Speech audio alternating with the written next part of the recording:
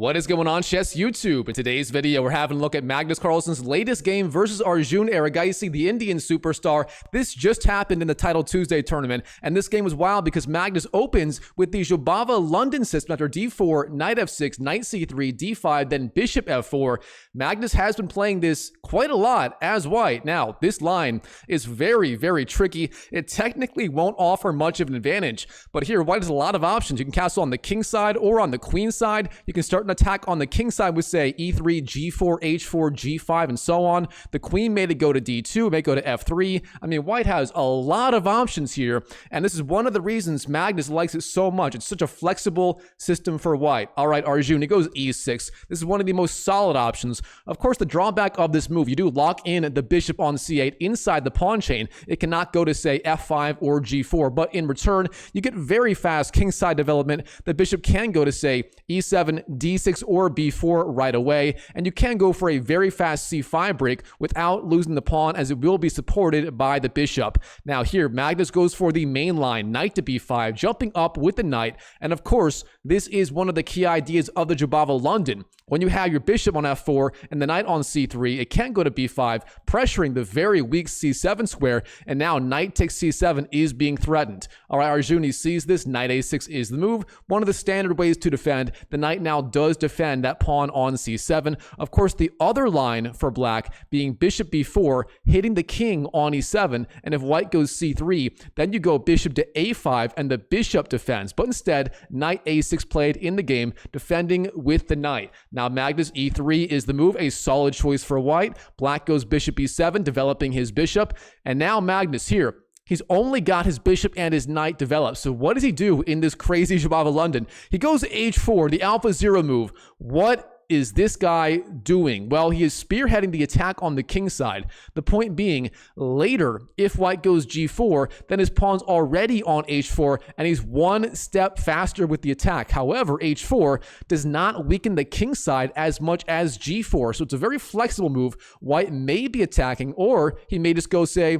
h5, h6, maybe rook h3, and so on. White has a lot of ideas here. All right, Arjun, he castles into the attack. Short castles is the move. He's saying, bring it on. White, I don't think you have anything. Do your worst. All right, Magnus, knight to f3, developing his knight. Black goes c6, driving back the knight on b5. A perfectly fine move. White goes knight to c3, dropping back with his knight. And very importantly, you don't want to go knight a3 here, as then bang, queen to a5, hits the king on e2, and it's actually very hard to defend. Because, for example, if you go c3, black always has the option of bishop takes a3, then after b takes queen takes, winning a pawn, and just shattering white's pawn structure on the queen side. Now, instead, after c6, knight to c3 was played, and of course, queen a5 now does not hit the king on e1 with check, so a solid choice by black, or by white here. Now, Arjun, queen to a5 comes anyway, again, not hitting the king with check, but you are threatening certain knight e4 ideas, trying to pile up pressure on that pin piece on c3, so not a bad idea at all by Arjun. Now, Magnus here, he goes bishop d3. Now, this move is a little bit strange. You typically don't go bishop d3 in the Jobava London. It's just not the standard move. Typically, the light squared bishop does go to e2 instead. That is more the more common square. And here Arjun shows why. He jumps in with his knight b4, immediately pressuring the bishop on d3. And now white is in a lot of trouble. He retreats his bishop b2, but now, why didn't you just go bishop b2 in one move? I'm not quite sure. Comment down below if you think you know why. Magnus here went bishop d3, knowing knight b4 could come, and then drop back bishop e2. Maybe he has his ideas, but here Arjun, he is not letting up at all. Knight to e4 is the move, and this move is really, really tricky. Here, the idea, if you take the knight on e4, knight takes e4, then of course black will be able to recapture the knight, and then he's going to have all kinds of discovered attacks on the king. For example, knight takes c2 with both the knight and the queen attacking the king could be coming. This would be really dangerous. With that in mind here, Magnus says, all right, I am getting my king to safety right away. Short castles is the move, but now with the king castled on the king side and the rook no longer on the h1 square. This pawn on h4, it's looking a little bit out of place. I mean, white perhaps would rather have his pawn on h2 instead of h4 here. Now, white can still threaten h4, h5, h6 later. It's just a little bit weak on h4 for right now. And here Arjun, he decides it's time to get counterplay on the queen side. c5 is the move, very solid, attacking on the queen side. And here Magnus, knight to g5. This guy is out of control. I mean, Magnus plus the Jobava London system as white is just something else. Now, what is the knight attacking? It's not really putting pressure on h7. Instead, he's threatening knight takes e4, then d takes and knight takes, winning a pawn. Therefore, Arjun is going to have to respond somehow. And very importantly, if you take on c3, white's actually pretty happy after b takes c3. And if you take on a g5, then h takes g5, believe it or not, is actually a good move. And that h-pawn becomes something of a battering ram on the king's side. Instead of those options, knight f6 was played by the Indian superstar. Not a bad move at all. Now we have knight b5 jumping up with the knight. Magnus may be threatening knight c7 ideas or even bishop c7 instead. That could be dangerous. And beyond that, white is trying to go c3, knocking back that knight on b4, and then trying to get that very important pawn triangle in the center of the board. All right, black, bishop d7, developing his bishop and putting pressure immediately on the knight on the b5 square. Now here we have a4 supporting that knight, and then c4 for Arjun. Now, this c4 move is very, very committal. Whenever you play that, you are locking up the queen side, and from here, Arjun will be attacking on the queen side where he has the slight space advantage. Meanwhile, white is going to have options to try and break in the center with the move e4 and maybe get a kingside attack going. All right, Magnus, c3 is the move, as promised, getting that little pawn triangle / pyramid, whatever you want to call it. Now black, knight c6, retreating his knight that was under attack, a solid idea. And now here, b3 is the move. And this is maybe the first mistake by Magnus in a very long time. I mean, yes, it is a blitz game. Yes, both sides have, less than a minute, 30 seconds left on the clock. But this move here, it's a little bit weak. And here Arjun, he just takes the pawn. C takes b3 is the move. Very good. We have queen takes b3, then h6, driving back, that knight on g5. Now we have knight f3, and then Arjun again, knight to e4, once again jumping in with the knight. And of course, with that g5 square being covered by the pawn, knight g5 ideas are not going to be possible, trying to challenge that knight on e4. And from here, it is putting a lot of very uncomfortable pressure on that pawn on c3. All right, here, the key idea for white, you've got to get rid of this weakness on c3. It turns out c4 is the best move in this position, and it's very thematic for the Jobava London and many Queen's Gambit style openings. But instead, rook f to c1 was played in the game, but this move is maybe a little bit weaker. Now Arjun, rook a to c8, he's also trying to challenge control of the c file. Instead, rook f c8 may have been a little bit stronger, as the other rook could be active on the a file or the b file later in the game, but rook a c8 also decent. Now we have bishop d3. Once again, the bishop moves, this time to put pressure on that knight on the e4 square. And here, Arjun Erigaisi, queen d8, finally retreating his queen and putting pressure on that very weak alpha 0 pawn on h4. But at first, Magnus ignores it, and instead, bishop takes e4 is the move, giving up his bishop for that very strong knight on e4. And now, typically, you don't want to give up your light squared bishop for a knight unless you have a very good reason, as typically those two bishops are very, very strong and very important. But here, Magnus does have an idea. After d takes, then knight to d2. Yes, the knight does retreat, but now it's pressuring e4, forcing a move like f5 from black. I mean, if black takes on h4, you take on e4, then you have one more central pawn than the opponent, and that central pawn is so much more important for black than the h-pawn is for white. So with that in mind, f5 is the move. Arjun trying to defend, but now the weakness of this move is it weakens this diagonal and that pawn on e6. Now just the bishop is defending, and that could be a problem later in the game. Now here, Magnus, knight c4, jumping up with his knight. And now look at this. These two knights guarding all of these critical dark squares in the center of the board. One of those knights is likely to jump in very, very soon. All right, Arjun, knight to a5, jumping out with the knight, pressuring both the queen on b3 and the knight on the c4 square. Now we have knight takes a5, then queen takes a5, and then knight d6, jumping in with the knight, pressuring the rook on c8. Arjun, he decides, you know what? My dark squared bishop has got to go. That knight on d6 is officially an octopus. It has reached octopus status. Therefore, bishop takes d6 is the move. Then we have bishop takes, recapturing that minor piece, and of course, pressuring the rook on the f8 square. Now, rook f7, and then c4, gaining space on the queen side. Now here, black goes queen d8, retreating with the queen, a decent move, and now we have bishop g3. White also does the same, retreating. Of course, black was going to have all kinds of discovered attacks. For example, on the prior move, bishop takes a4 was being threatened, hitting the queen, and as soon as you take the bishop with the queen or the rook, then queen takes d6, regains the piece, and you do win a pawn.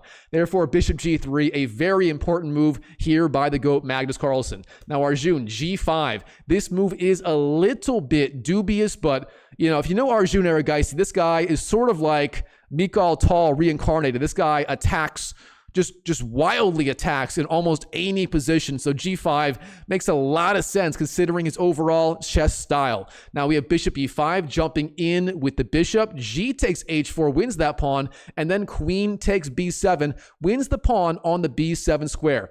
Now black, queen g5, he flies out with the queen, king to h2, the king gets off the back rank, and also white is going to have the option of rook g1, defending g2, and that is very important if black somehow gets in, say, king to h7, and then rook c to g8, pressuring the g2 pawn with the queen and the rook. So a good prophylactic move, and sure enough, Arjun, king h7 is the move. Magnus goes rook g1, again, prophylaxis, and black also goes rook c to g8. Now we have rook a b1. Magnus, he can only put one rook on the g file for now, so the other rook goes to the other open file, supporting the queen on b7. Now Arjun, queen to h5. What is the idea behind this move? Well, it's opening up the g file to control the rook to control the g file.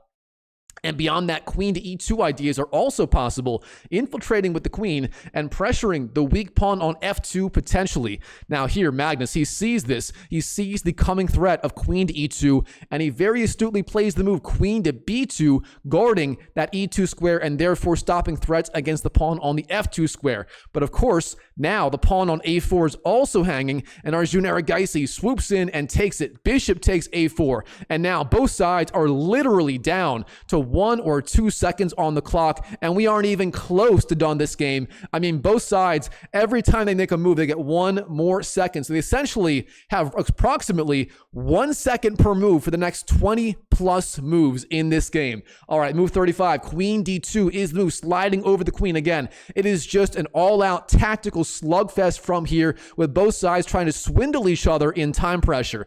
Now we have bishop e8, dropping back with the bishop. Bishop f4, queen to g6. Arjun again piling up pressure on that g file. Then we have bishop e5, queen to h5, and here Magnus, he is done waiting around. The computer does say Magnus is a little bit better.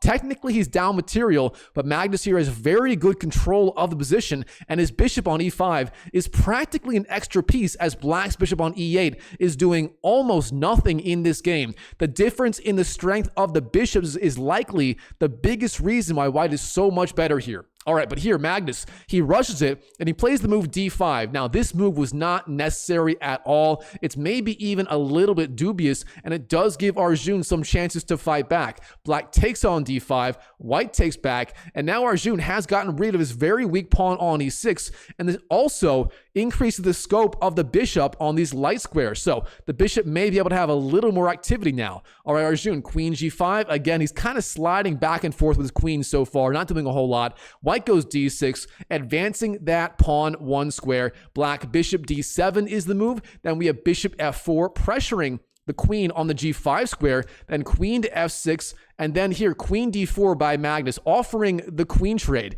However, here Arjun, he doesn't go for it. He goes queen to e6, ignoring the possibility of trading down into the endgame, where technically you are up a single pawn, and Arjun would have perfectly fine chances after simply queen takes d4, trading off those queens. Instead, queen to e6 played in the game, and this move again is a little bit dubious. And here Magnus, he spots the idea immediately. Rook to b6, e7, activating the rook on the 7th rank, pressuring the bishop, attacking the pawn on a7, and very importantly, keeping your queen on d4 where it is very centralized. Instead, if you went, say, queen takes a7, then you're removing the queen from this very, very centralized post on d4. Instead, rook b7 is the move, flying in with the rook, a very, very good idea. All right, black, rook f to g7 is the move. Arjun piling up pressure on this g-file. Again, for right now, is defended. We have 1-2 attackers and 1-2 defenders.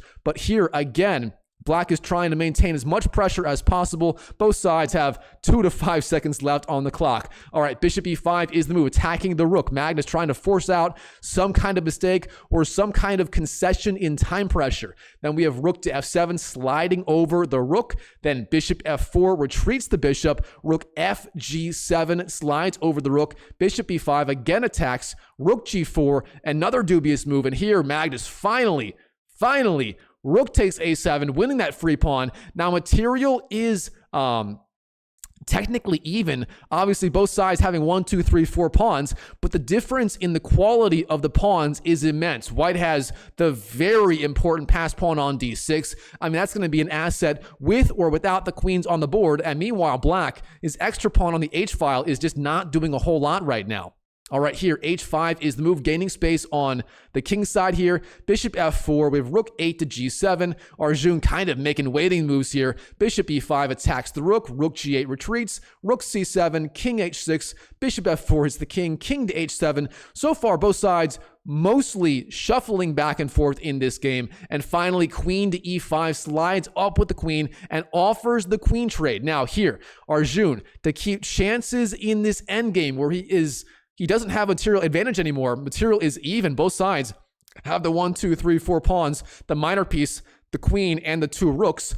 Therefore, here, to keep chances, he must keep the queens on the board, and queen to f7 is the right move. Now, instead, rook 8 to g7 was played in the game.